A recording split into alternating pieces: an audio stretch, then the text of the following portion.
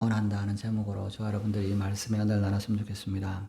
말하는 자의 소리여 이르되 외치라 대답하되 내가 무엇이라 외치리까 하니 이르되 모든 육체는 불이요 거의 모든 아름다움은 들의 꽃과 같으니 풀은 마르고 꽃이 시듬은 여호와의 기운이 그 위에 붑니다.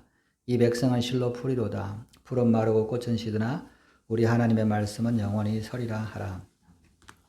이사야서 40장은 구약에 있는 신약의 말씀이다. 이렇게 이제 이야기를 한다고 말씀드렸습니다. 이사야서가 66장인데 성경이 이제 66권으로 되어 있죠. 그래서 구약이 39권, 신약이 17권인데 이사야서도 딱 39장까지가 이제 그 이스라엘에 대한 범죄에 대해서 하나님의 심판에 대한 이야기를 하면 40장부터는 40장부터 66장까지 27장은 구원의 말씀, 메시아에 대한 오심, 그리고 심판에 대한 이런 말씀들이 이제 이루어져 있는 것이죠. 그래서 이제 이사야서 40장부터 66장을 신약 성경이다, 구약에 있는 신약 성경이다 이렇게 이제 말씀을 합니다.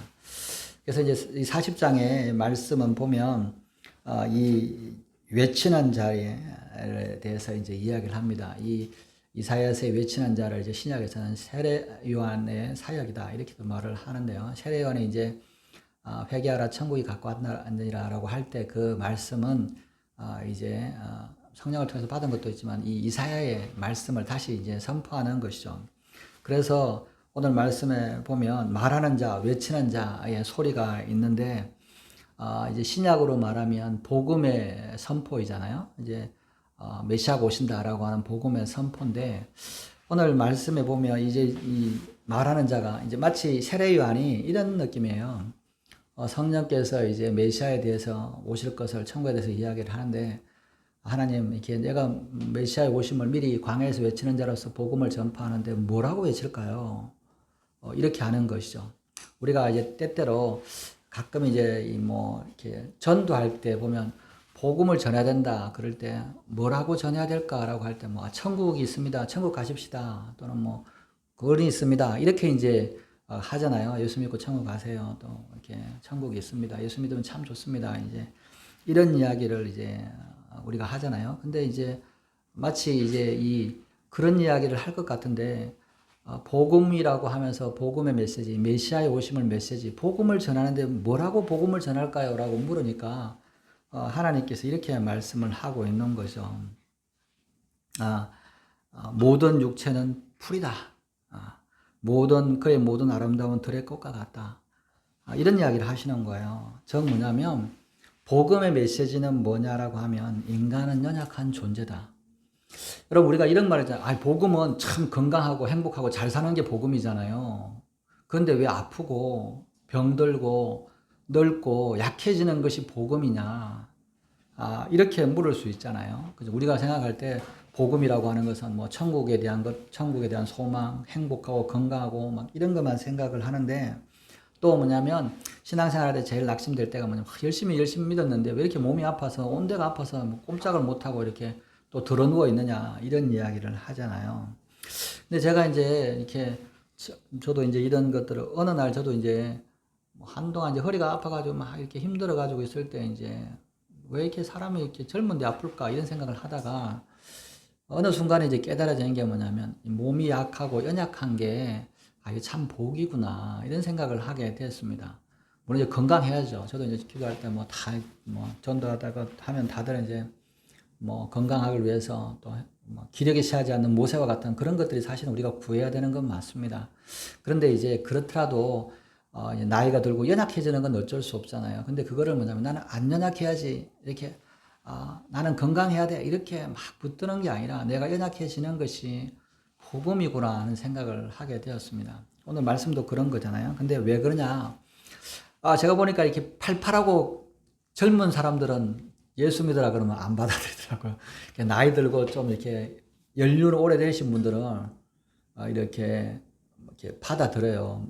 젊은 사람이 와거나 또는 이렇게 나이가 들고 이렇게 약해지고 나면 이제 누군가 와서 이렇게 믿는 그런 것에서 이제 이렇게 사회적인 어떤 그런 훈련이 돼서 그런다고 함부로 내치지 않잖아요. 그리고 뭐냐면 설령 내가 안 받아도 좀 그런데 되게 강건하고 내가 건강하고 젊은 사람들은 뭐 복음도 뭐 건강이라고 하는 것도 필요하지도 않고 뭐 아파서 병을 위해서 기도하는 것도 아니고 죽을 날은 자기는 멀 것처럼 느껴지고 뭐 내가 쌩쌩하니까 별로 이렇게 천국 하나님이 필요하지 않는 그런 느낌인 거예요. 그죠? 그래서 뭐냐면 인간이 마치 무한하고 강건하고 정말 쓰러지지 않을 것처럼 이런 사람은 복음이 잘 안 들어가는 거죠. 그리고 모든 것이 다 가지고 있고 이 세상에 정말 누린 거 있는 사람, 아쉬운 게 없는 사람은 오히려 복음이 잘 안 받아들여지는 것 같아요. 뭔가 부족하고 연약하고 아프고 그리고 뭐냐면 부족한 상태, 굶주린 상태 이런 사람들은 정말 누군가의 복음이라고 하는 것들을 이제 받아들이는 거죠. 우리가 그런 이야기 하잖아요. 우리나라도 50년대, 60년대, 70년대는 그냥 불같은 복음이 있잖아요. 뭐 보따리 싸가지고 기도원에 가서 일주일씩 기도하고 2주일씩 기도하고 또 말씀 있으면 찾아가고 부흥회 한다 그러면 그냥 비었는데도 갑자기 막 이렇게 모이기도 하는데 요즘에는 부흥회 한다면 더 썰렁하고 기도원에 사람이 없고 그런 시대가 되냐면 사람들이 좀 풍요로워진 거예요. 풍요로워진 거. 너무 이렇게 잘 살게 되고 또 그렇게 이제 그런 상황이니까.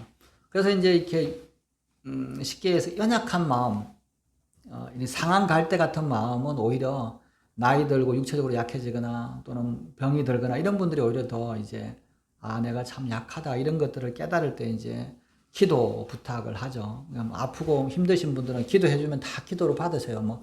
교회 안 나오셔도 제가 이렇게 아픈 분 기도해 드릴게요. 그러면 기도를 받으시는 거죠. 왜? 내가 연약한 존재다. 복음의 시작은 내가 연약함을 아는 것부터 시작을 하는 겁니다. 인간은 무한한 존재가 아니고 정말 연약한 존재고 잠시 있다가 사라지는 이런 존재라고 하는 것을 전해라. 이스라엘 백성들에게 하나님의 백성이 될 사람들은 내가 연약한 존재라고 하는 것들을 깨닫는 것이 이제 복음의 시차라고 하는 겁니다. 그리고 뭐냐면 내가 연약함을 깨달으면 어떤 효과가 일어나냐? 하나님의 영원하심이 무한하심이 받아들여지는 거예요. 내가 강하고 나는 영원할 것 같고 이런 사람은 하나님의 무한한 영원 이런 거 별로 관심이 없어요. 근데 내가 연약하고 나는 정말 얼마 없으면 나는 사라져가고 나는 이렇게 끝날 거라는 이런 유한한 연약한 존재라는 것들을 깨닫고 나면 영원하시고 무한하시고 강하신 분에 대한 도움을 구하게 되는 것이죠. 그래서 뭐냐면 하나님을 찾게 되는 겁니다. 그래서 우리가 하나님의 말씀이 이제 능력이 있는데 하나님의 말씀이 능력이 있어지는 것은 뭐냐면 내가 연약하고 내가 정말 유한한 그런 존재인 것을 깨달아 아는 거죠. 그래서 사도 바울이 뭐냐면 나의 약함이 유익이다라고 이야기를 하는 게 내가 약함을 깨달으면 깨달을수록 하나님의 영원하시고 능력 있으심이 이렇게 다가오는 거예요. 그게 구원의 핵심이다 하는 겁니다. 창세기부터 요한계시록까지 흐르는 주제가 뭐냐면 나는 연약하다. 하나님은 강하시다. 이것을 이제 인식하는 거죠. 그래서 이제 오늘 말씀에도 뭐냐면 복음을 전하는데 메시아를 전하는데 뭘 전해야 될까요? 이렇게 물으니까 야 인간이 연약함을 전해라. 정말 풀의 꽃과 같은 이런 정말 이 풀 같은 꽃 같은 그런 연약함을 외쳐라 라고 이야기하는 겁니다. 그래서 이제 6절에 보면 외치라 이렇게 이야기하잖아요. 인간의 약함, 인간의 부족함, 인간의 한계를 외쳐라. 그죠?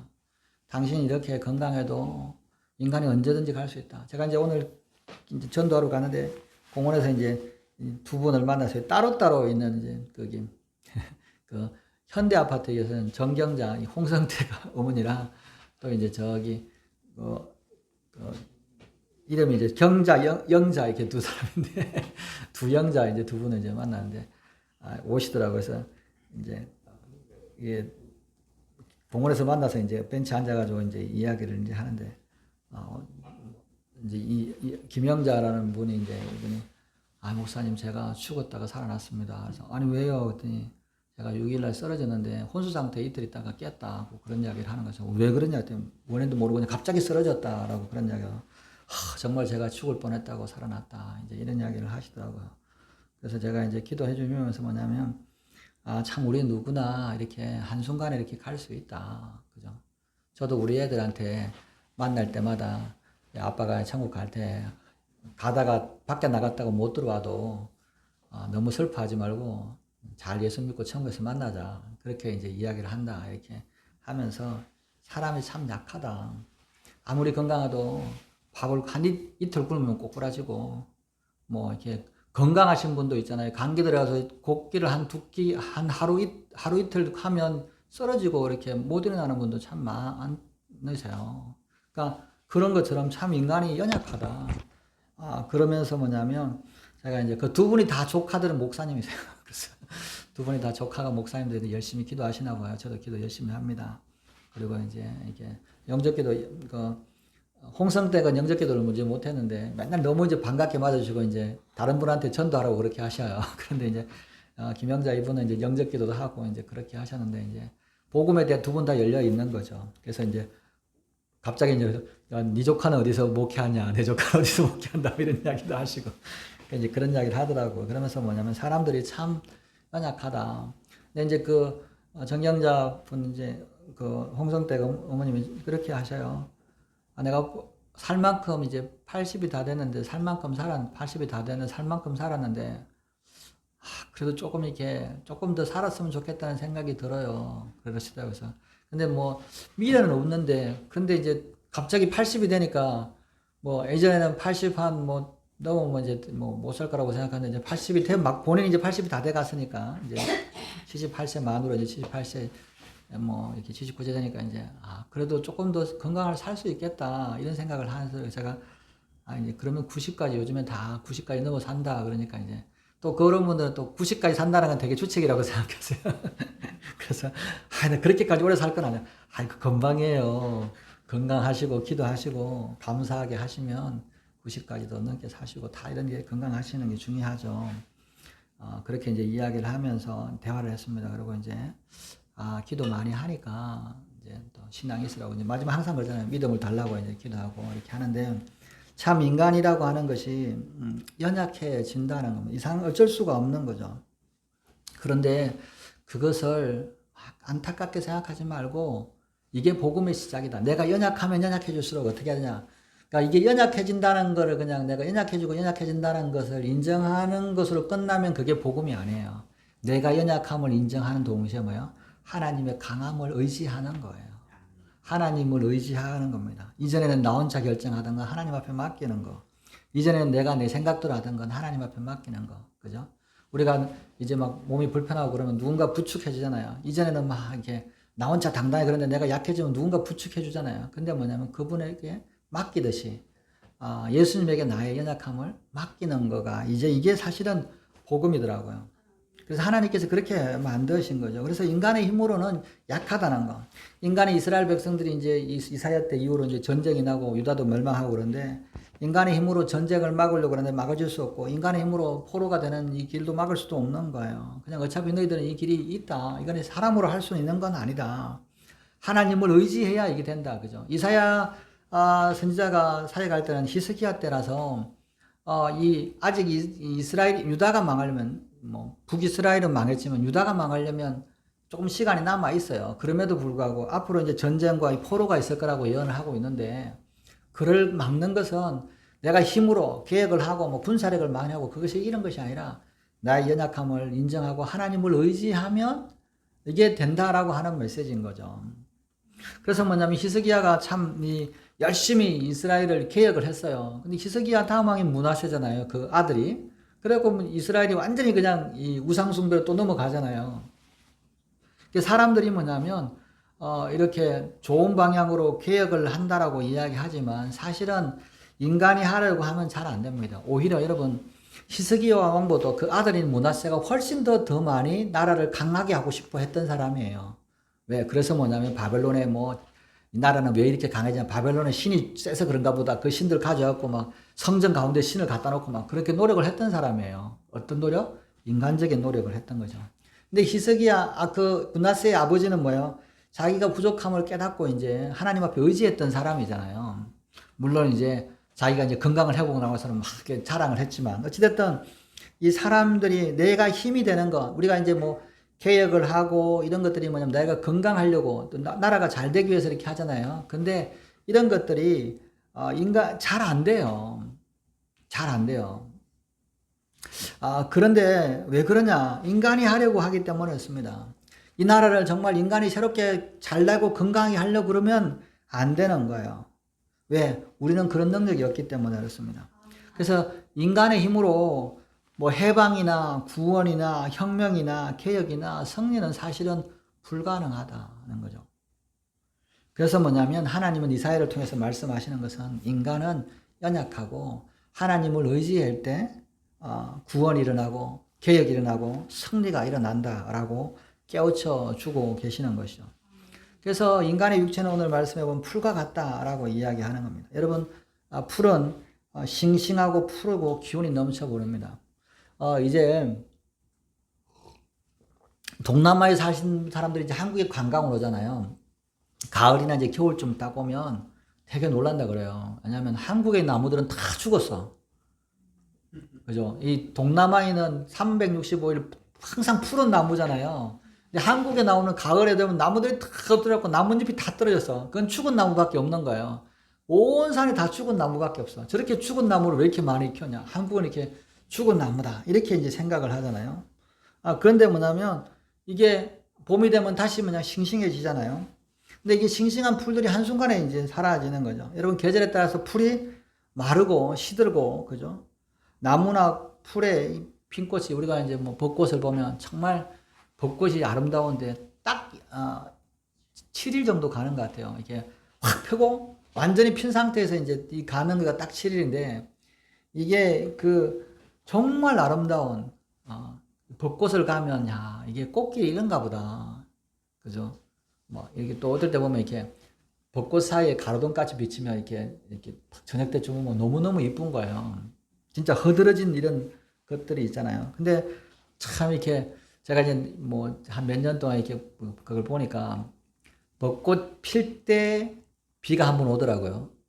벚꽃 필 때 비가 오는데 벚꽃은 잘 안 떨어져요. 그러니까 한 일주일쯤 지나고 나서 질 때쯤 한 번 비가 오고 나면 확 떨어지더라고요. 그래서 한순간에 뭐냐면 어제까지는 괜찮았는데 오늘 오면 벚꽃이 다 이렇게 썰어져 있는 거예요. 그래가지고 너무 이제 황홀하게 폈다가 한순간에 너무 사라지는 그런 꽃이죠. 뭐 제가 어렸을 때 그런 이야기를 이제 황후 11호 뭐죠? 화무 11홍이라는 말을 쓰잖아요. 꽃은 아무리 붉어도 10일을 못 간다. 그런 것처럼 정말 이 꽃이나 풀은 이제 짧으죠. 우리 인생도 이렇게 꽃과 같이 정말 한순간에 피었다가 사라지는 것 같아요. 뭐, 저희 애들 이제, 우리 애들도 다 20도 되고, 이제 뭐 17이 애들 막 한참 막 쌩쌩하고 막 힘도 좋고 막 그런데, 저도 이제 막, 저도 그런 때가 있었는데, 저는 그냥 뭐 이렇게, 몸이 그냥, 우리 다니엘이 말라고 팽팽팽팽 뛰어다니는 거죠. 이렇게 다니는 거 보면서, 야, 저렇게 날렵한데, 근데, 나도 저럴 때가 있었는데, 쟤들보다 더 날렵했는데, 이런 생각을 하는데 뭐냐면, 어느 순간에 이제, 그게 지나가 버렸잖아요. 정말 젊음도 한순간 아닌 거죠. 향기도 영원하지 않고 꽃도 젊음도 성공도 영원하지 않는다는 거죠. 화려하고 이런 아름다운 사람도 때가 되면 쇠하고 늙게 되는 것이고 아무리 애써도 이렇게 주름을 막을 방도가 이제 없는 거죠. 저는 이제 제 얼굴을 보니까 항상 저는 늙었다는 생각을 안 하고 우리가 그러잖아요. 자기 얼굴 보면 항상 자기 20대라고 하잖아요. 근데 이제 어느 날 제가 이제 이 목을 보니까 목에 주름이 짜글짜글하게 긴 거예요. 이렇게 나이가 이렇게 들었네. 그리고 이제 저는 잘 몰랐다가 이 목이 참 중요해. 그 막 로션도 막 사람들이 많이 이제 여자분들 목이 제일 중요하다. 근데 그런 생각을 잘 못했다가 이제 목에 이렇게 주름이 생기는구나 나이가 들면. 그래서 얼굴을 보고 그런 게 아니라 저는 이제 보면 목을 좀 봅니다. 목을 보고 목에 좀 이렇게 주름이 생기면 얼굴은 되게 한 40대 같은데 목에 주름을 보면 저분은 한 70은 된 것 같은데 이런 생각 정도로 얼굴은 너무 이렇게 젊어 보이는데 그런 것들 있잖아요. 이게 어쩔 수 없는 거죠. 이게 인생이죠. 그래서 인간의 실존에 대해서 알아야 된다. 인간이 어떤 존재냐? 인간은 첫 번째는 뭐냐? 죽을 수밖에 없는 존재다. 어느 날 죽음이 부른 듯이 우리 앞에 찾아옵니다. 좀 인사를 하고 좀 자유롭게 사랑하는 사람하고 작별하고 그럴 수 있으면 좋은데 그냥 나무처럼 한순간에 쓰러져 버리는 것이 인생인 거죠. 화려했던 꽃도 사라지고 무성했던 나뭇잎도 시드는 것. 이처럼 이것이 인생인 것이죠. 이게 우리의 본질입니다. 우리가 언제든지 죽을 수 있는, 나무처럼 쓰러질 수 있는 그런 존재라는 거죠. 우리가 그런 이야기하죠. 참 정정해졌는데 쓰러졌다. 그죠? 그런 것이 사실은 이제 사람인 거죠. 두 번째는 뭐냐면 인간은 제한적인 존재다. 지식도 제한이고 아무리 공부를 해도 이 한계가 있어요. 육체의 능력도 한계가 있는 거죠. 여러분 사실 이제 공부는 머리가 95% 태어날 때 95%가 이제 공부예요. 공부 잘하는 애들은 태어날 때부터 잘하는 것 같아요. 부모하고 상관없이 부모가 정말 공부 못해도 자식이 뭐냐면 이렇게 공부가 하면 이렇게 그 머리로 그냥 하는 거예요. 그게 이제 노력하는 경우도 한 5% 정도인데 원래 그 5%인데 똑똑한 애가 노력을 이제 안 하다가 이제 깨달아서 노력하는 거. 정말 이 머리가 태어나는 게 참 중요한 것 같더라고요. 그런데 그렇게 똑똑해도 그 지식이라는 게 뭐냐면 한계가 있는 거죠. 그런 한계가 있고 또 육체의 능력도 한계가 있고 왜냐하면 사람은 시간 안에 사니까 아무리 똑똑하고 그냥 했던 사람도 나이가 들면 이렇게 까먹고 이렇게 잊어먹고 이렇게 기억이 안 되는 거죠. 10대 때는 그냥 뭐 이렇게 한 10번 읽으면 외워지는 거 50대는 1시간 동안 붙들어도 안 외워지는 게 이게 이제 그런 시대인 거죠. 그러니까 뭐 어쩔 수가 없는 거죠. 그리고 세상의 걸 막 다 가질 것 같은 젊을 때는 뭐냐면 다 가질 것 같은 그런 마음이 있지만 사실은 그것대로 잘 안 되는 겁니다. 우리 이제 좀 막내가 이렇게 뭐 이야기하다가 야, 너 대학 어디 가고 싶냐? 그래서 내가 그러니까 우리 아들이 당당해. 서울대학교를 이제 저기 시청에서 이렇게 한번 견학을 하고 나서 서울대학교 그래서 제가 속으로 다 그렇게 생각한다 중학교 때. 그런데 대부분은 쉽지가 않다. 그죠? 이게 다들 뭐냐면 젊을 때는 뭐든지 할 수 있을 것 같아요. 그죠? 그래서 야, 서울대학교 가려면 중학교 때부터 너 공부하는 거 한 100배는 해야 100배는 해야 되는데 아빠가 학원 선생도 해보고 공부 잘하는 애들 보니까 암만 해도 사람의 능력으로 너는 서울대는 못 간다. 대신에 뭐냐면 기도하고 서울대가 아니어도 하나님께서 너를 책임져 주는 거 하는 게 좋겠다. 이제 이런 생각을 제가 이런 이야기를 했습니다. 그랬더니 뭐 젊으니까 다 생각을 하겠죠. 그럼 마찬가지죠. 이게 많이 소유하려고 해도 되는 것도 아니고 또 내가 막 똑똑하고 내가 잘났고 막 한 것 같아도 사람이 있잖아요. 그 뭐 물 한 번 잘못 갖고 배탈 한 번 나면 꼬꾸라지는 게 사람이잖아요. 그런 연약함을 이제 알아야 된다. 세 번째는 인간은 죄의 존재다. 태어나면서도 죄인이라고 하는 거예요. 벗어나고 싶어도 죄를 벗어날 수가 없습니다. 인간이 하는 것들이 죄를 짓고 죄를 퍼뜨리고 죄를 먹고 살아가는 경향이 있다는 거죠. 여러분 한순간 착한 생각을 할 수가 있습니다. 그러나 대부분의 인간의 생각은 사실은 악한 생각을 할 수밖에 없다. 왜? 죄가 들어와 있어서 죄의 본성이 있기 때문에 그렇다는 거죠. 네 번째, 인간은 스스로 구원할 수 없는 존재라는 겁니다. 죽을 수 있는 존재, 제한적인 존재, 죄인 존재, 나를 구원할 수 없다는 것을 깨달아야 되는 겁니다. 이것이 인간이 실존에 대한 것이죠. 그래서 인간이 인간을 구원할 수 없다라고 하는 것, 이것을 깨달아야 세상의 종교가 이 한계가 있다라고 하는 것을 이제 알게 되는 겁니다. 세상의 그 창시자들은 모두 다 인간을 구원하려고 왔지만 사실은 그들도 구원받아야 할 대상인 것이죠. 여러분 이제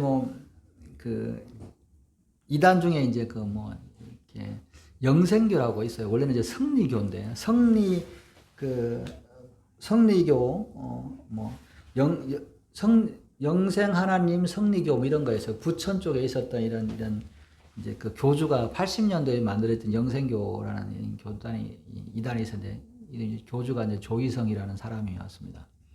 이 사람이 이제 자칭 자신은 이슬 성신이다. 그러니까 이슬처럼 이렇게 다시 거룩한 몸이다. 또는 자기를 구세주다. 이렇게 해갖고 이제 자기를 묻으면 영혼을 산다. 이렇게 이제 가르쳤더니 영생한다. 이런 이단이 있었어요. 그래서 이제 근데 이 이단이 뭐냐면 이단이니까 이제 들어왔다가 이제 사람들 돈하고 하다가 이게 아니다 싶으니까 나가려고 하는 사람들 있잖아요. 그러니까 이 나가려는 사람들을 이제 처단하는 이런 그런 사람들이 있었어요. 그래갖고 이제 나가려 그러면 잡아다가 죽여서 안매장하고 그래가지고 이제 뭐 납치 또는 감금 살인해가지고 안매장했던 이런 이제 사건인데 이게 되게 유명한 90년대 2000년대까지 이제 되게 유명한 이런 이단 사건입니다. 영생교 사건이 이제 워낙 이렇게 유명한데 그래서 뭐냐면 뭐 사람을 잡아다가 납치해서 고문해서 죽이는 것까지 막 카메라도 찍고 막 그랬어요. 그래서 이게 이제 그 피해자들이 가족들이 실종되고 그러니까 신고해가지고 이제 그 죽이는 사람 이렇게 죽이던 이렇게 처단조 이 사람들을 잡아가지고 이제 그 카메라 이 필름을 다 찾은 거예요. 이 사람들도 왜냐면 자기도 언제 죽을지 모르니까 자기들 카메라를 찍어 놓은 거예요. 그래가지고 이제 이게 드러나가지고 이 90년대 초에 아주 크게 사건 94년에 재판을 시작했는데 크게 이제 뭐 사회적 문제가 됐죠. 뭐 안매장 사건에 나중에 보니까 발견된 사람만 뭐 15명의 안매장을 하고 살인했던 사건이에요. 그래가지고 이제 이 교주가 잡혀가지고 재판을 받아가지고 이제 뭐 이 교주는 자기는 모른다, 뭐 자기들끼리 알아서 한 거다, 뭐 이렇게 하고 이제 했는데 처음에는 이제 1심에는 이제 사형을 받았습니다. 그 사람이 사형을 받아가지고 이제 한 10년 가까이 재판을 하는데 이제 사형을 받아가지고 이제 2심이 돼가지고 2심에는 뭐냐면 놀랍게 무죄를 받았어요. 이 사람이 교주가 무죄. 그러니까 이제 죽은 건 확인하고 사람을 죽인 거는 이제 가담했던 사람은 아는데 실제로 교사한 것이 이제 이렇게 증거들이 오래돼가지고 못하니 오래된 거니까 못 찾아가지고 이제 그 부분이 이제 이렇게 돼가지고 무죄를 받았어요. 근데 이 교주가 이제 그 감옥에서 나와야 되잖아요. 이제 막 그 교단들도 사람들 우리 교주님이 다시 영생하시고 나오신다. 그래가지고 막 근데 이 교주가 막 신나가지고 이제 출소하는 날 막 가방 싸다가 가방 다 싸고 나가다가 죽었대요. 심장마비로. 그래가지고 그 사건이 이제 그렇게 영생교가 이제 이 교주가 죽었는데 뭐 끝났잖아요. 그죠? 구원하는 감옥에 들어가 사형 받고 살아났다 뭐 영생하는 교주도 근데 너무 이렇게 출소하는 게 너무 기뻐가지고 가방 싸고 나오다가 교도소 앞에서 이제 죽어가지고 이제 그렇게 됐던 사건인데 교주가 뭐 자기가 교주다 영생한다고 해도 결국은 뭐냐면 죽는 거다. 그죠? 뭐 그냥 인간이 인간을 구원하는 그런 존재가 이렇게 아니다라고 하는 것이죠. 그래서 이 사람이 죄인을 구원할 수 없고 유한한 존재가 무한한 존재가 될 수 없다라고 하는 것이죠. 그래서 인간은 신이 될 수가 없다. 인간이 인간다움이라는 건 뭐냐? 내가 신이다. 이게 아니라 나는 연약하니까 구원이 필요하다. 메시아가 필요하다 하는 것이 사실은 인간다움입니다. 나는 신이 필요 없어요. 나 혼자 잘 살아요. 이런 사람은 인간다움이 아닌 거죠. 나는 연약하니까 나를 구원해 주실 분이 계시고 그분이 예수님이라고 하는 거. 나는 나로부터 인간으로부터는 구원이 올 수 없다라고 하는 것을 인정할 때 그것이 구원의 시작이라는 겁니다. 풀은 마르고 꽃은 시드나 우리 하나님의 말씀은 영원히 서리라. 나는 연약하지만 하나님의 말씀은 영원하므로 그 말씀을 따르는 자도 영원할 거다라고 하는 것이죠. 이게 인간론의 핵심이라는 겁니다. 인간은 연약한 존재이지만 하나님의 말씀은 영원하기 때문에 하나님의 말씀을 붙든 자는 영원한 산다. 이것이 이제 구원의 핵심인 거죠. 그러면 우리가 하나님의 말씀이 뭐냐? 성경에는 하나님의 말씀은 곧 하나님 자신이라고 말씀합니다. 그죠? 하나님은 하나님의 자신이다. 여러분, 천지를 하나님은 말씀으로 창조하셨잖아요. 그리고 뭐냐면, 하나님이 하나님 됨의 특징은 뭐냐? 하나님의 말씀에 있다. 그 말씀으로, 말씀이 모든 것이 가능하잖아요. 천지를 창조하시고, 생명을 주시고, 사실은 하나님의 존재는 그 말씀에 있다는 거예요. 하나님의 말씀에 있는데 그게 이루어지지 않아. 그러면 하나님이 아니잖아요. 그죠? 그래서 하나님은 곧 자신의 말씀이 자신이다 하는 거죠. 즉, 하나님의 말씀이 영원하다는 것은 하나님의 능력이 영원하다, 하나님의 존재가 영원하다는 것과 같다는 거죠. 여러분, 내가 말했는데, 여러분, 사기꾼하고 뭐 이렇게 능력자하고 차이가 뭐예요? 자기가 말한 것대로 이룰 수 있으면 그 사람은 능력 있는 사람이고, 이 말은 했는데 내 말이 안 돼. 그러면 이 사람은 사기꾼이잖아요. 하나님의 말씀, 사람도 말을 하고, 하나님도 말씀하시고, 사람도 말을 합니다. 이제 하나님의 말씀하면 말씀은 뭐예요? 전능해요. 모든 것을 다 이루셔요. 말씀은 하나님의 말씀은. 그러니까 하나님이시잖아요. 사람은 말하면 말한 대로 되는 것도 있고 안 돼. 되는 것은 뭐야? 하나님의 도우심으로 되는 것도 있고 사람은 아니잖아. 사단도 말해도 뭐야? 사단이 자기 말을 지킬 수 없잖아요. 사단도 사람에게 너 영생하게 해주겠다. 그거 못합니다. 그죠? 사단도 말의 능력이 없는 거예요. 그러나 하나님은 그 말의 능력이 있으시기 때문에 하나님이시다. 대초에 말씀이 계시냐? 이 말씀이 하나님과 함께 계시니 이 말씀이 곧 하나님이다. 말씀이 육신이 되어 우리 가운데 거하시며 우리가 그의 영광을 보느니 아버지의 독생자의 영광이요 은혜와 진리가 충만하니라. 말씀은 곧 하나님이시고 또 말씀은 곧 더 나아가서 예수 그리스도라고 말씀을 하고 있습니다. 그래서 예수 그리스도는 영원하시다 하는 거죠. 왜? 하나님은 영원하시기 때문에. 그리고 하나님의 말씀도 영원하다. 그죠? 그래서 우리는 하나님의 말씀은 영원하다는 말씀 속에 하나님은 영원하시고 또 성자 하나님이신 예수 그리스도 영원하다는 사실을 우리가 깨달아야 하는 것이죠. 그래서 히브리서에서는 뭐냐면 하나님의 말씀이 능력 그 자체다라고 말씀을 하고 있는 것이죠. 그래서 하나님의 말씀은 우리의 영과 혼과 육을 통째로 다스립니다. 여러분 사단은 우리의 육신은 좌지우지할 수 있어요. 우리의 혼도 이렇게 뭐 속이거나 이렇게 할 수 있어요. 그러나 우리 영은 사단이 어떻게 할 수가 없어요. 사단이 우리 영을 뭐 굴러당 잡아가지고 자기 걸로 만들 수가 없는 거예요. 그런데 하나님의 말씀은 우리의 영과 육과 혼을 다 통째로 다스립니다. 우리의 질병, 육신에 있는 질병도 다스리고 우리 속에 있는 우울증, 뭐 공황장애 이런 막 그런 것들도 다 치유하시고 하나님의 말씀 우리 영혼도 구원하시는 거죠. 그래서 우리가 육신의 연약함도 그리고 정신적으로 문제되는 혼의 연약함도 우리의 연약함도 다 하나님께서는 다 치유하실 수 있는 거예요. 제가 이제 우리 아이들이 큐티를 하다 보니까 중고등부 이제 뭐 제가 이제 하다가 큐티 하다가 이제 애들 붙들고 이제 큐티를 끝나고 야 우리가 이제 기도하자. 그렇기 때문에 그 간증이 항상 있어요. 간증이 있는데 이제 우리 그 수아나 사무엘 그 청년년 하는 것들은 보면 뭐냐면 다 부모가 이혼하고 우울증이 있고 막 이런 간증이 다 청년들이 이렇게 교회 다니는 아이들이 그렇게 다 그렇게 우울하고 부모가 이혼하고 막 이렇게 이런 것들이 있더라고요. 그죠? 그런 것들이 이제 다 있는데 제가 이제 그 뭐 사연을 쭉 듣다 보니까 참 너무 간증이 구구절절한 거예요. 뭐 동생은 뭐 우울증 걸렸고 자살하려고 그러고 부모는 이혼하고 아버지는 폭행하고 술 마시고 뭐 얘는 뭐 하여튼 막 너무너무 그 사연 쓰고 간증을 읽다가 이제 간증 읽고 끝났는데 간증을 읽다가 제가 이제 야 얘가 이름이 누구냐 이렇게 불러가지고 얘를 위해서 우리가 다 같이 기도해 주자 그래가지고 누군지 모르는 이제 그 간증에 나오는 사람을 위해서 이제 우리가 뭐 동생의 뭐 저기 조현병도 우울증이잖아요. 조현병도 치유해 주시고 또 이렇게 갈라졌던 이 부모도 이렇게 회복시켜 주시고 막 이런 게 이제 기도가 나오더라고요. 이게 다 정신적인 것, 육체적인 것, 영혼 같은 것들을 다 하나님이 다 책임져 줄 수 있는 거죠. 돈 많다고 그걸 해결해 줄 수 있는 것도 아니고 아니잖아요. 그죠? 그래서 하나님의 말씀이 우리 가운데 충만해야 이것이 해결된다는 겁니다. 그래서 구원의 첫째는 내가 인간이 연약하고 인간이 유한하다. 한계가 있다. 내가 언젠가는 내 인생이 끝난다라고 하는 것을 인식을 해야 된다는 거죠. 나는 인생이 끝난다. 나는 인생이 오래지 않아. 그죠?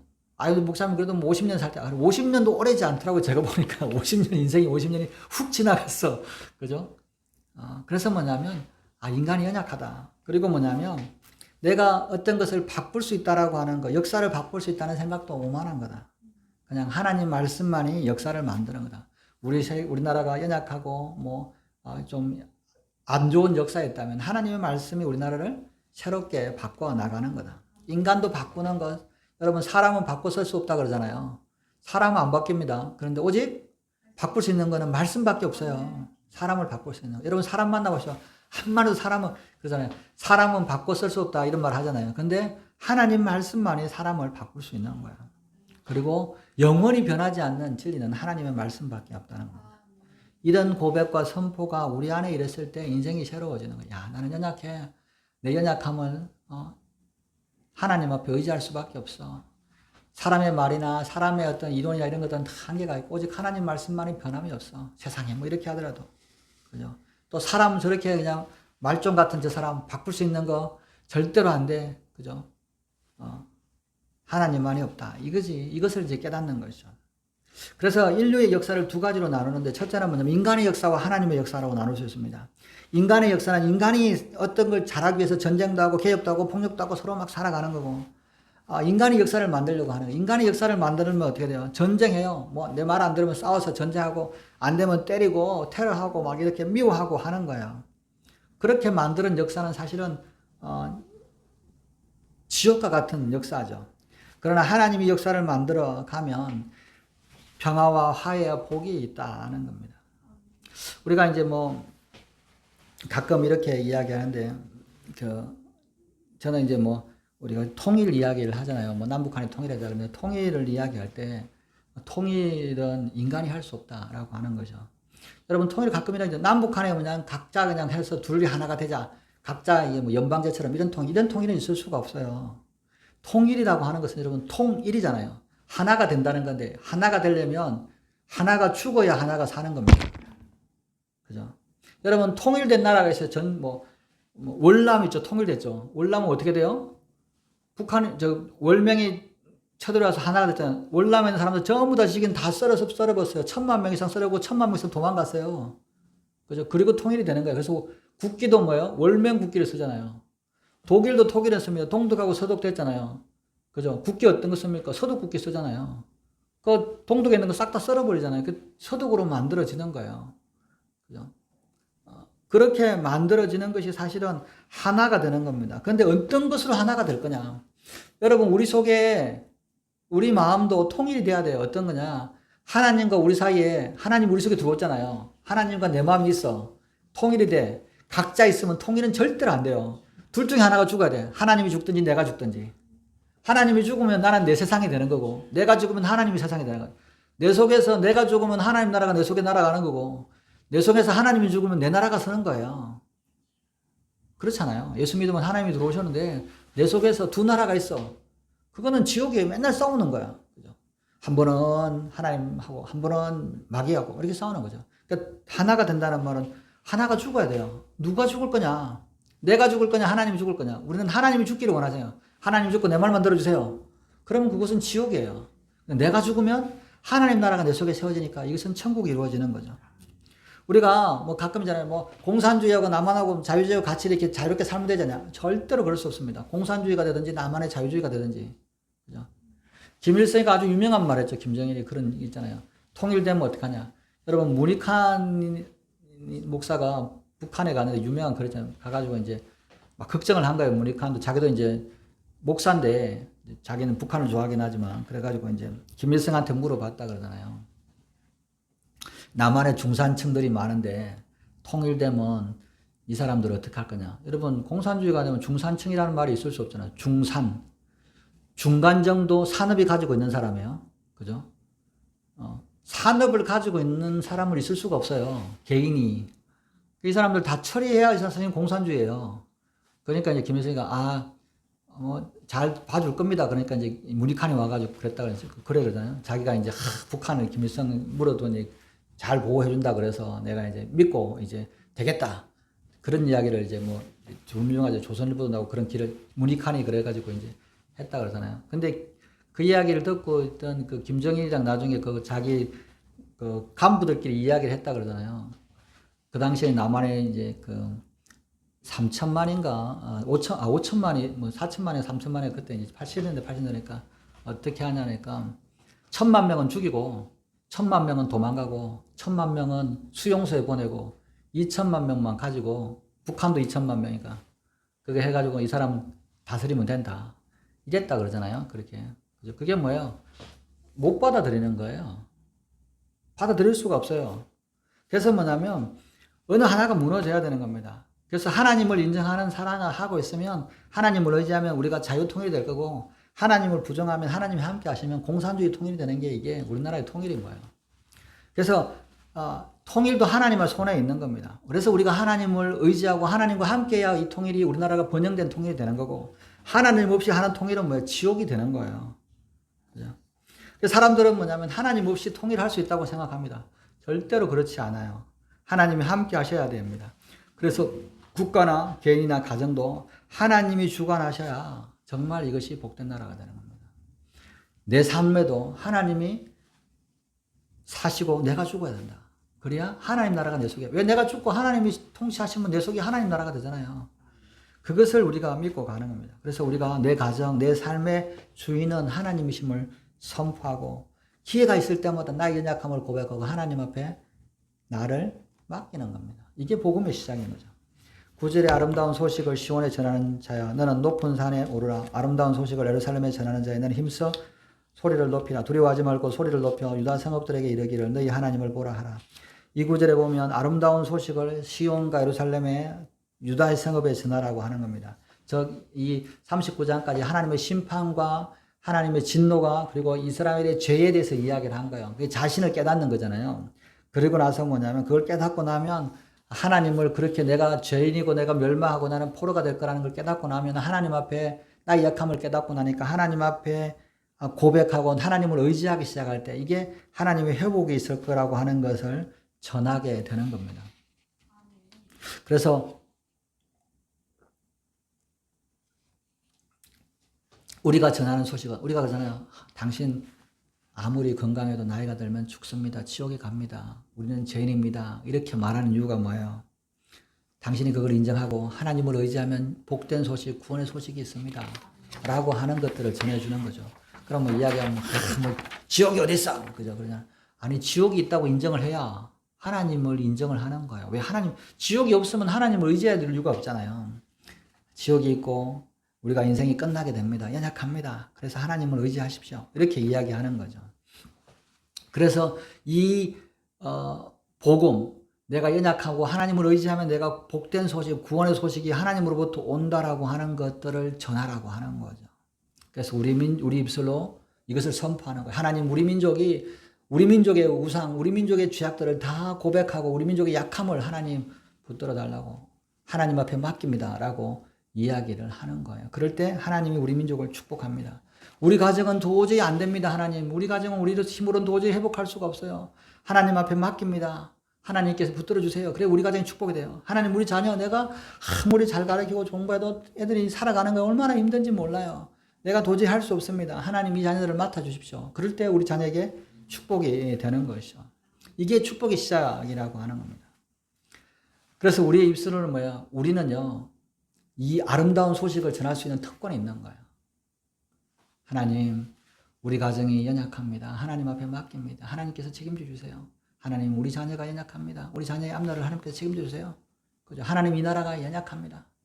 여러분, 우리나라가 뭐 이렇게 잘 사는 나라가 됐잖아요. 뭐 군대도 뭐 세계 5위의 군사 강격. 제가 옛날에 보면 막 일본하고도 비교가 안 되는데 요즘에 이제 세계 5위 군사, 미국, 중국, 소련, 인도 다음에 한국이더라고요. 군사력이. 그죠? 세계 5위래요. 여러분, 세계 5위인데, 우리나라가 만약에 아프리카에 가면, 여러분, 아프리카에 있는 전 나라 50개국 전부보다 우리나라가 더 돈도 많고, 그 무기도 많고, 부대도 많습니다. 그죠? 그런데 우리 주위엔 누가 있어요? 세계 2위 중국, 세계 3위 소련, 또 일본. 우리나라가 아무리 5위 해도 주위에 2, 3위가 있기 때문에 우리는 힘을 못 써. 그죠? 우리는 안 되는 거예요. 하나님, 우리가 잘난 척 해도 세계 가면 잘난 나라지만 이 주위에 너무 강한 나라가 있습니다. 우리 힘으로 안 됩니다. 하나님 이 나라를 지켜주십시오. 그럴 때 우리가 복이 되는 거죠. 그래서 우리가 뭐냐면 우리에겐 이 하나님의 말씀을 전할 수 있는 축복의 권한이 있어요. 그래서 자꾸 축복하는 겁니다. 하나님, 우리 자녀들을 붙들어 주십시오. 우리 자녀를 맡깁니다. 하나님, 우리 가정을 맡깁니다. 우리 재정을 맡깁니다. 우리 건강을 맡깁니다. 그럴 때 하나님께서 축복하시는 거예요. 어떤 사람은 자꾸 자기 말로 자기 인생을 망가뜨리는 사람이 있어요. 말마다 어둡고 부정적인 사람이에요. 그 사람 말을 들으면 되는 일도 없고 세상이 무너질 것 같아요. 맨날 부정적인 거예요. 뭐는 안 되고 뭐가 안 되고 뭐가 안 되고. 여러분, 그런 사람하고 같이 있으면 안 됩니다. 그런 사람은 길을 닫아야 돼요. 반대로 어떤 사람은요, 아무리 망하고 폐허 속에서도 살아있는 말을 합니다. 희망의 말을, 꿈을 말해야죠. 제가 이제 이렇게 유튜브를 보다 보니까 이제 어떤 박사님인데, 이 새마을 운동 하시던 박사님이 이제 아프리카에서 이제 새마을 운동을 전해주시던 분인데, 이분이 이제 세네갈에서 이제 하다가 그만두고 이제 그 새마을 운동 거기서 나와가지고 이제 중앙 아프리카로 가가지고 이제 또 이렇게 해요. 그래서 농토 이제 이렇게 개간하는 건 가르쳐 주고 이제 또 잘하는 사람한테는 염소도 주고 막 이렇게 하는데 이제 막 가는데 이 세네갈은 전부 다가 이제 이슬람 국가예요. 근데 중앙아메리카는 공화국은 전부 다 기독교 국가더라고요. 근데 정말 이제 뭐 그렇게 하는데 보니까 이제 큰 마을에 이제 뭐 큰 집이 있어요. 집이라기보다는 그건 이제 강당 같은 게 강당이 다른 게 아니라 이렇게 나무를 이렇게 꽂아가지고 지붕을 이제 엮어가지고 이제 벽은 다 튀어가고 이제 이렇게 축인데 이게 마을 회관인가 보다. 이게 큰다 그랬더니 그게 이제 보니까 그게 교회인 거예요, 교회. 근데 비가 오면 우기가 되면 막 물이 다 들어치고 전기는 당연히 없고 그냥 나무로 이렇게 일기설기 이렇게 해가지고 가운데 해놓고 이제 강대상 이런 것도 나무로 짜놓고 이제 다 이렇게 되어 있는데 그냥 다 열악한 거죠. 근데 이제 거기 목사 사모님은 이제 박사님이 땅을 이렇게 하고 땅을 이제 경작하도록 나눠주는 데서 이제 경작하는데 이 땅이 얼마나 굉장히 커요. 뭐 한 50평 정도 되는 그런 큰 땅인데 이제 풀이 막 나 있는데 그 땅을 이렇게 줄 잡아가지고 이렇게 끈으로 해고 땅을 이제 나누고 이게 경작하라고 주니까 이 조그마한 이렇게 곡괭이 하나 들고 50평 되는 50 넓은 땅을 뭐냐면 다 이렇게 땅을 갈아가지고 하루 만에 그 풀들을 싹 다 지었고 그냥 논으로 바꿔버리는 너무 열심히 하는 거예요. 근데 이제 배가 나온 사모님이 막 이렇게 하는데 목사님 사모님인 거예요. 목사님 사모님은 일을 하시고 목사님은 거기서 이제 말씀을 전하고 이게 아프리카에서 하는데 너무 열악한 거예요. 그런데 이제 그런 데서 뭐냐면 말씀을 전하는 거죠. 그런데 이제 뭐 하냐, 지붕에 양철, 함석이 이제 양철되는, 양철을 이제 꾸미는 게 이제 그게 목표예요. 양철을 이제 덮는데, 양철 한 장에 뭐 6,000원 정도 하나 봐요. 그거 해봐가지고 해봐야, 한 100개 해봐야 6,000원 하면 뭐 얼마예요? 한 100개도 안 되고 한 20개 정도만 이렇게 쭉 하면 되는 정도, 그 정도 되는데, 그래봐야 뭐 한 10만원, 20만원 정도, 많아봐야 30만원 정도면 지붕을 싹 다 하는 거예요. 그 벽은 뭐냐면 흙을 이제 진흙을 어겨가지고 쌓아가지고 이렇게 벽돌로 이제 하는 건데. 근데 그 목사님 소망이 있는 거예요. 이거를 지금 우리가 벽돌은 다 이렇게 구워갖고 성도들이 하나씩 갖고 지금 이제 구워가지고 땅볕에 말리면 얼마나 땅땅해지는 건지 준비를 하고 있고, 그래 비가 안 들어오고, 그 다음에 이제 이 함석은 이제 돈을 모아가지고 농사 지어갖고 하면 이제 함석을 이렇게 한 장에 6,000원씩 이렇게 해가지고 이렇게 이렇게 붙이면 되는데 이제 이렇게 하는 거다. 이렇게 이제 이야기를 하더라고요. 그러면서 막 너무 기쁜 소식에 대해서 이야기하고 예배 시간이 이 아침 8시부터 이제 12시까지 2시간이에요. 그리고 뭐냐면 2시부터 4시까지. 왜냐면 4시에는 해가 떨어지니까 빨리 가야 되니까 2시간씩인 거예요. 2시간씩. 그래서 이 사람들이 뭐냐면 와가지고 2시간씩 막 예배 드리고 또 2시간씩 성경 공부하고 그리고 이제 집에 가는 거예요. 근데 그런 열악한데도 뭐냐면 소망을 가지고 막 그러시는 거죠. 이게 뭐냐면 우리가 환경이 어렵다고 해서 그것이 아니라 항상 꿈을 가지고 희망을 가지고 말하는 사람이 있고 아무리 좋은 환경이라도 뭐냐면 부정적이고 이런 사람이 있어요. 그러나 하나님은 우리에게 뭐냐면 부활과 희망이 있기 때문에 이런 기쁜 소식을 전하는 사람은 항상 기쁨이 넘치고 축복이 넘친다는 겁니다. 어둠이 있고 절망이 있어도 복음을 전하는 사람은 그것이 지옥이 변해서 천국이 될 것이고 절망이 변해서 희망이 될 것이라고 하는 것들을 전하는 거예요. 예수님이 함께 하시면 천국이 너희에게 있다. 이것이 전하는 거잖아요. 그래서 여러분, 저는 이렇게 목사가 되는 게 얼마나 감사한지 모르지만 이 성경을 통해서 이게 참 살다 보니까 이 성경이 정말 복된 소식이고 성경대로 세상이 이루어지더라. 이것들대로 전하는 것들이 너무 감사한 거죠. 여러분들도 이 성경을 통해서 미래에 대해서 잘 모르잖아요. 근데 하나님의 말씀을 믿고 여러분들이 선택을 받은 거예요. 이 말씀, 이 아름다운 복음을 전하시는 사명이 있는 거예요. 야, 예수 믿으면 천국이 있어. 그리고 뭐냐면 인생은 한계가 있어. 연약해. 그러나 예수님만에게 소망이 있어. 이것이 이제 복된 소식을 전하는 것이죠. 그래서 뭐냐면 우리는 부정적인 것 또는 이런 어두운 것 이런 것이 아니라 말씀을 통해서 축복의 메시지, 절망의 메시지 이런 것이 아니라 기쁨과 소망의 메시지를 아름다운 복음을 전하는 삶이라는 거죠. 그럼 복음을 어디서 전해야 되냐? 오늘 말씀에 높은 산에서 전하라고 합니다. 낮은 데서 이야기하지 말고 높은 데서 올라가라는 거죠. 메시지는 누가 누구에게 전해야 되냐?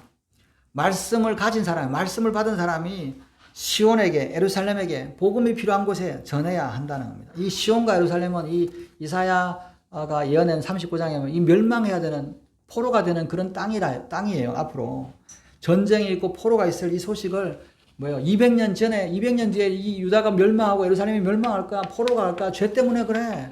그런데 너희 하나님께서 회복하실 거야 라고 하는 메시지를 미리 전하는 거예요. 전하는 거예요. 그러면서 뭐냐면 그런 어려움이 있고 문제가 있을 거야. 근데 메시지의 확신은 뭐냐면 오늘 말씀은 그런데 그런 가운데서 너희 하나님을 봐라. 자신을 보지 말고 하나님을 보라는 겁니다. 하나님 보면 새 힘이 생깁니다. 우리가 마지막 때 적그리스도 나타나고 막 이런 거 하잖아요. 그런 거 할 때 인간은 유한한 것을 깨닫고 하나님을 봐야 이것을 이기는 거예요. 여러분 문제가 있을 때 우리가 하나님을 보지 않으면 우리가 해결책이 없어요. 하나님을 바라보고 하나님을 생각할 때 우리에게 문제가 해결이 되는 겁니다. 그래서 여러분 이 세상에서 가장 위대한 생각은 뭐냐? 하나님을 생각하는 거예요. 하나님을 바라보는 겁니다. 10절에 보라 주 여호와께서 장차 강한 자로 임하실 것이요 친히 그의 팔로 다스릴 것이라. 보라 상급이 그에게 있고 보응이 그 앞에 있느니라. 성경 구절에는 하나님을 네 가지로 설명합니다. 첫 번째는 강한 분으로 임하실 것이라는 겁니다. 하나님은 원수 앞에서 강한 용사로 나타납니다. 강한 장수로 나타나서 우리를 죽이려고 하는 사단을 단칼에 물리쳐실 것입니다. 두 번째는 하나님이 친히 그의 팔로 다스린다. 여러분 하나님께서 원수를 치시고 그 백성들을 그의 팔로 안으신다는 거예요. 세 번째는 하나님은 상급을 주시는 거예요. 여러분 하나님은 의로운 자, 하나님 말씀을 따라 지키는 자, 충성자에게는 상급을 주시는 거예요. 그래서 뭐냐면 우리가 하나님을 위해서 손해를 보고 모함을 받고 억울함을 당해도 하나님께서 상급을 주실 것이기 때문에 이것을 능히 이길 수 있는 거예요. 내가 이 땅에 고난을 당해도 어려움을 받고 내가 잘 살지 못하고 내가 병들고 연약해도 내가 하나님을 의지하며 내가 천국에서 하나님께서 상급을 주실 것을 믿고 가는 것이에요. 여러분 상급이 없으면 사람이 기운이 빠집니다. 보상이 없으면 사람이 힘이 빠져요. 여러분 공산주의가 망한 이유가 뭡니까? 땅을 줬는데 경작을 했는데 수익을 많이 내면 보상이 없어. 싹 다 뺏어가. 그러면 할 의욕이 없어. 그죠? 자본주의는 야 하고 나서 일정 정도 나머지는 너 마음대로 해. 세금 빼고 나면 다 해. 그러니까 자기들이 막 죽을 똥 살 똥 하잖아요. 우리가 신앙도 마찬가지입니다. 내가 하나님 앞에 섬기면 반드시 보상이 있을 거다. 여러분 예배 드리면 하나님 반드시 보상이 있을 것을 믿으시기 바랍니다. 예배 드리는데 나 이제 희생하고 나 맨날 그냥 시간도 막 받고 돈도 뺏고 맨날 그냥 희생만 한다. 그렇게 생각하지 말고 하나님 앞에 예배 드리고 하나님을 따르면 반드시 하나님은 상 주시는 분임을 믿으셔야 합니다. 하나님께서 나에게 내 삶에 내 생애에서 상도 주실 것이고 내 자녀들에게 주실 것이고 내 자손들에게 주실 것이고 영원한 상급도 주실 것이라고 하는 겁니다. 그럼 네 번째 하나님은 보응하신다. 하나님은 나를 핍박하고 대적하는 사람들에게 하나님께서 심판하시는 분. 악한 자에게 하나님은 반드시 심판하시는 겁니다. 여러분 이 하나님이 심판하시는 것을 깨달아야 우리가 죄에 안 갑니다. 죄인이 너무너무 잘 돼. 야 나도 저 죄인에게 저 사람처럼 막 좀 죄 좀 짓고만 좀 대강 살면 되지 뭐. 굳이 이렇게 하나님을 이렇게 막 고지식하게 믿어야 돼. 나는 세상처럼 막 살면 되지. 그런 게 아니라 하나님을 떠나고 이렇게 세상적으로 살면 이것은 심판이 있는 거다. 저것은 멸망의 길이니까 아무리 좋아 보여도 가지 않아야지. 이게 깨달아야 되는 거예요. 그게 신앙이 되는 거죠. 그래서 하나님은 강한 자로 하나님은 우리를 팔로 안아주시고 상급을 주시고 보응하시는 분. 이 말씀을 붙들고 가는 거예요. 하나님은 이런 분이다.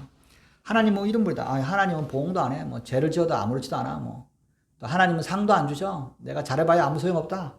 그죠? 하나님은 마귀도 먹여. 그러잖아요. 마귀하고 하나님하고 싸우면 마귀가 더 세다. 이런 이야기 하잖아요.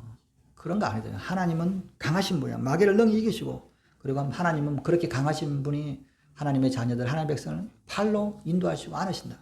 그리고 우리에게 상급을 주시고 또 죄인들을 심판하시는 하나님이시다. 11절에 그는 목자같이 양떼를 먹으시며 어린 양을 그의 팔로 모아 품에 안으시고 젖먹이는 암컷들을 온순히 인도하시니라. 10절에는 뭐예요? 하나님께서 강한 용사로 나타나는데 11절에는 뭐냐면 하나님께서 양을 치는 선한 목자라고 나타나십니다. 마치 시편 23편과 요한복음 10장의 말씀처럼 하나님은 목자와 같이 양떼를 먹이신다라고 하는 거예요. 양떼를 푸른 초장으로 인도하시는 분. 이게 강한 용사와 좀 다른 의미죠. 하나님은 강해서 그냥 대적들을 물리치는 그런 하나님이라고만 하는데 이 11절에서는 뭐냐? 하나님은 그러나 목자처럼 양들을 인도하시는 분이시다. 두 번째는 하나님은 뭐예요? 강하신 부분이 아니라 강하신 뿐만 아니라 하나님은 어린 양을 팔로 안아 품에 안으신다. 여러분, 기도할 때, 생각할 때, 하나님, 지금도 나를 품에 안고 계시죠? 내가 지금 이렇게 힘들고 막 눈물 흘리지만, 내가 지금 연약하지만, 지금 주님께서 날 팔로 안고 계시죠? 주님, 저를 더 꼭 안아주세요. 저를 좀 위로해 주세요. 이렇게 하면 하나님의 임재가 임해지는 겁니다. 세 번째, 하나님은 젖먹이는 안끝을 인도하신다. 여러분, 새끼 난 어미는요, 굉장히 예민합니다. 그래서 뭐냐면, 조금만 잘못 관리하면 뭐야, 새끼도 죽고 어미도 죽어요. 그런데 하나님은 이 양들에 대해서 젖먹는 어미가 얼마나 연약한 걸 얘기하시고, 그 형편에 따라서 정말 세밀하게 필요한 것들을 공급하시는 하나님이신 것을 알아야 되는 겁니다. 여러분, 우리 그 말씀이 그런 게 있잖아요. 야곱이 집에 돌아가다가 이제 에서를 만났습니다. 에서가 막 반가워가지고, 야, 이제 나랑 같이 가자, 빨리 가자, 달려가자. 그러니까 야곱이 뭐랍니까? 우리 아이들이 어리고, 또 우리 짐승도 약해서 조금만 하면 위험합니다. 다칠 수 있으니까 먼저 가십시오. 제가 따라가겠습니다. 이 차이잖아. 예서는 가자! 생각이 없어요. 뭐 아프거나 뭐 자기들 자식들 뭐 이런 거 생각 없어요. 나 말 타는데 너 따고 같이 막 달리자. 그렇게 하는 거예요. 근데 야곱은 그렇지 않잖아요. 조금만 좀 하면 아이들도 약하고 양들도 약하고 짐승도 젖먹이 있으니까 천천히. 여러분 양 치는 사람들 양대로 가면 다 진짜 그렇게 이렇게 날로 먹는 것처럼 보일 수가 없어요. 양을 치거나 이렇게 보면 소 치는 사람 목동들 보면 천천히 뭐냐면 뭐 풀 뽑고 그냥 이 양이 저쪽에 가서 풀 뽑고 있으면 기다리고 이쪽에 가서 풀 뽑고 있어 기다리고 막 이렇게 야 이 새끼들아 빨리 가 막 이렇게 막 이 채찍을 말 타듯이 막 하지 않아요. 이 양이 저쪽에 가서 풀 뽑고 또 이렇게 또 물 한 번 먹고 뒤집어지고 이렇게 어슬렁어슬렁해도 가만히 둡니다. 왜? 다 각자 이렇게 풀을 다 마시고 천천히. 그래서 우리가 목가적이라는 게 보면 뭐냐면 목동은 그냥 설렁설렁 하는 일 없이면 천천히 가는 것 같아도 아닙니다. 목자는 뭐야? 양 하나하나 새끼 양, 어미 양, 어린 양 다 그냥 그렇게 예민한 것들을 다 필요한 것들을 공급해 가면서 다 이렇게 하고 천천히 인도해 가시는 거예요. 그래서 한참 느린 것처럼 목자는 한참 느리고 게으른 것처럼 보이지만 굉장히 그것을 세밀하게 예민하시는 거죠. 하나님은 뭐예요? 정말 작은 자에게 병든 자에게 관심을 두시는 거예요. 그래서 여러분들이 하나님은 여러분 우리 각자 우리 그잖아요. 아 주님 빨리 오셔갖고 세상을 한 번에 확 썰어주고 그냥 천국 가고 막 이렇게 좀 이렇게 어떻게 했으면 좋겠다. 그런데 뭐 세상은 안 변하고 막 이렇게 사람도 안 변하고 막 이렇게 그러잖아요. 아우 저 말 안 듣는 사람 한 번 팍 쳐가지고 그냥 또 받고 하는데 하나님은 기다리세요. 오래 기다리고 그 연약한 것들 다 바라보면서 천천히. 그래서 우리가 때때로 뭐냐면 하나님은 참 지체하십니다. 하나님은 참 이렇게 늦으세요. 응답도 늦으시고 왜 이렇게 그런지 몰라요. 그런데 하나님은 다 생각하시면서 관심을 두고 가시는 그런 분이시라는 겁니다. 그런 하나님을 바라보라. 그래서 하나님을 앙망하라. 하나님을 바라보라는 뜻이에요. 우러러 보는 거죠. 연약한 여러분 그러잖아요. 우리가 이 하나님을 깨달을 때 하나님 내가 정말 이렇게 힘들고 하는데 하나님은 어디 계세요? 하나님 왜 응답하지 않으세요? 라고 했을 때 하나님께서 모든 것을 지켜보시고 정말 내가 정말 천천히 가도 안 다치게끔 그렇게 조심해서 가고 있다는 걸 그게 보이면 그날 막 눈물이 막 쏟아지는 겁니다. 하나님 이렇게 나를 지켜주셔. 내가 그때 조금 내 기도대로 하나님께서 조금만 나를 빨리 가게 했다 그러면 나는 꼬꾸라져서 죽었을 텐데 천천히 내가 죄를 짓고 또 딴짓하고 하는데도 기다리시고 오래 기다리시고. 여러분 아브라함을 믿음으로 세울 때까지 25년 걸렸잖아요. 얼마나 답답하실 것 같아요. 그런데도 하나님은 그대로 그렇게 아브라함도 왜 그러냐 그렇게 말 안 하시나요? 오랫동안 기다리시는 겁니다. 그런데 하나님께서 우리에게 연약하는 건 그거라는 거죠. 우리의 연약함을 고백해라는 거죠. 나 잘났어. 나 이게 내 마음대로 갈까 그런 게 아니라 내 마음대로 하는 경우는 분명 사고 칩니다. 아브라함이 그렇게 사고 쳤잖아요. 가난하게 기근이 있으니까 애굽에 가야지. 또 뭐냐면 안 되면 양자를 삼아야지. 안 되면 뭐 내 마음대로 하다 보면 문제가 생겨요. 그런데 나는 못합니다. 연약합니다. 하나님 앞에 맡깁니다. 그럴 때 하나님께서 일을 가시는 거죠. 연약한 것을 고백하는 것이 부끄러운 게 아닙니다. 사람한테는 좀 부끄러울 수 있어요. 그러나 하나님 앞에는 부끄럽지 않아요. 하나님 앞에는 그냥 다 고백하시는 거죠. 그리고 나의 연약함을 하나님 앞에 고백하고 하나님의 영원함과 위대하심을 선포할 때 하나님께서 그때 예언의 시작이고 구원의 시작이라고 하는 겁니다. 오늘 저와 여러분들이 이 말씀처럼 나의 연약함을 인정하고 하나님 앞에 고백하고 하나님의 말씀을 선포함으로 구원을 이루어 가시는 저와 여러분들 되시기를 주님의 이름으로 축원합니다. 기도하시겠습니다. 하나님 아버지 우리가 연약하고 우리가 참 유한하다라고 하는 것, 나는 하나님만 의지할 수밖에 없다라고 하는 것을 고백할 때 하나님의 구원이 시작되는 줄 믿습니다. 나의 능력과 나의 힘을 자랑할 때가 아니라 나의 연약함을 하나님 앞에 고백할 때 영원하신 하나님의 말씀이 나의 주인이 될 때 그때부터 나의 구원이 시작되는 줄 믿습니다. 오늘도 그 구원이 시작되는 은혜가 있게 해주시고 또 아버지 우리의 인생의 연약함을 하나님 앞에 맡기고 하나님의 말씀에 영원함에 의지해서 우리가 살아가는 저희들 되게 하여 주시옵소서. 감사함의 모든 말씀 우리 구주 예수님의 이름으로 기도드렸습니다. 아멘. 찬송 569장 찬양하시겠습니다.